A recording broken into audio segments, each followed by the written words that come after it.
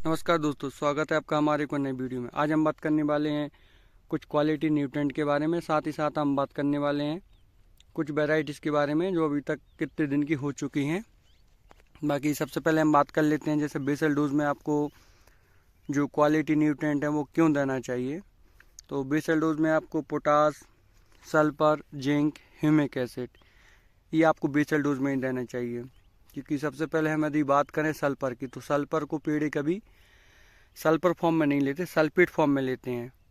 उसको आपको basal dose में देना चाहिए। मिट्टी में जाने के बाद मिट्टी के अंदर सूक्ष्म जीव होते हैं जो उसे सल्फेट फॉर्म में कन्वर्ट करते हैं, और उस फॉर्म में कन्वर्ट करने के लिए 10 से 15 दिन का समय लगता है।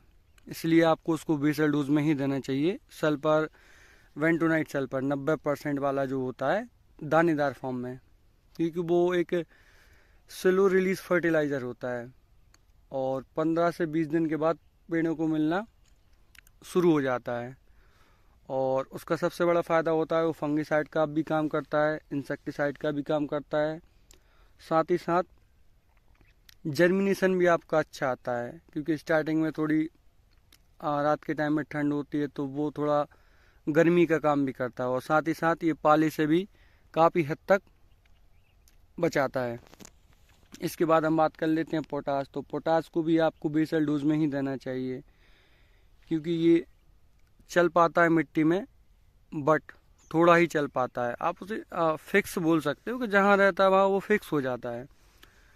और दूसरा पोटास का काम पेड़ में ऐसा आप ये मान ली पेड़ के ह्यूमन सिस्टम को स्ट्रॉन्ग करता है, जिस पे आपका स्किल्स, चमक और ईल्ड इस पे काफ़ी वृद्धि होती है। इस वजह से आपको इसको बेसल डोज में ही रखना चाहिए। थर्ड नंबर पे अपन बात कर लेते हैं जिंक की, जो कि आपको बेसल डोज में ही देना चाहिए। और जिंक आपको EDTA फॉर्म वाला यूज़ करना चाहिए, क्योंकि वो 100% वाटर सॉल्युबल होता है। इसी के साथ वो अदर्स जो क्वालिटी आपके न्यूट्रेंट होते हैं उसके साथ रिएक्ट नहीं करता, और उसका काम गेहूं में शुरू से एंड तक रहता है।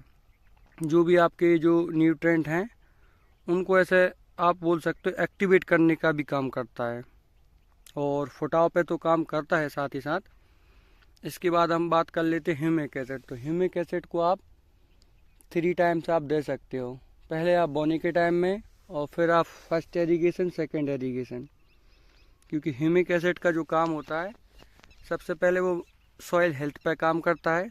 इसके बाद वो आपकी जो मिट्टी का pH है उसको लेवल करता है। जैसे आपका मिट्टी का pH लेवल मान लीजिए 5 है, 5.5 है, तो वो 6.5 से 7.5 के आसपास उसको मेंटेन रखता है। और यदि आपका pH लेवल मेंटेन होगा तो इसमें जो आपका प्राइमरी न्यूट्रेंट आपने डाला है, यूरिया, पोटास, जिंक, इनका जो अपटेक है वो बढ़ा देता है। इस वजह से आपको जिंक का यूज़ बेसल डोज में ही करना चाहिए, क्योंकि जिंक भी मूवेबल नहीं होता, जहाँ डलता है वहाँ फिक्स हो जाता है। इसलिए आप कोशिश करना उसको बेसल डोज में देना। और बाकी हम बात कर लेते हैं जो आपके सेकेंडरी न्यूट्रेंट होते हैं, जैसे आप क्वालिटी न्यूट्रेंट बोल सकते हो, उनको आप बेसल डोज में ही दो, क्योंकि उनका रिजल्ट आपको बेसल डोज में ही सुपीरियर मिलेगा। बाकी स्प्रे में ही मिलता है, लेकिन यदि आप बेसल डोज में दे देते हो तो आपका लेबर ऑफ कॉस्ट बच जाता है। दूसरा, वो कूड़ों के पास ही गिरता है, तो आप इसको ब्रॉडकास्ट भी करा सकते हो। बाकी आप सीडल में भी डाल सकते हो। बाकी अब हम बात कर लेते हैं, जैसा कि जो आप वैरायटी आप देख पा रहे हो, ये PBW906 है, जो आज करीब करीब 26 से 27 दिन की हो चुकी है। इसका सीड रेट हमने मात्र 20 kg पर बीघा रखा हुआ है। इसी के साथ हम बात करेंगे एक जो हमने दूसरी वैरायटी लगाई। इसको PBW906 को हमने करीब करीब 2 एकड़ में इसको लगाया है। बाकी इसके बारे में हम आपको डे टू डे अपडेट करते रहेंगे। दूसरी जो वैरायटी है हमारी, ये DBW445 है। इसका सीड रेट मात्र हमने 17 kg पर बीघा रखा हुआ है, और इसके बारे में भी हम आपको डे टू डे अपडेट करते रहेंगे। बाकी जो हमने अभी आपको क्वालिटी न्यूट्रेंट के बारे में बताया वो हमने सब इसमें बेसल डोज में दिया है।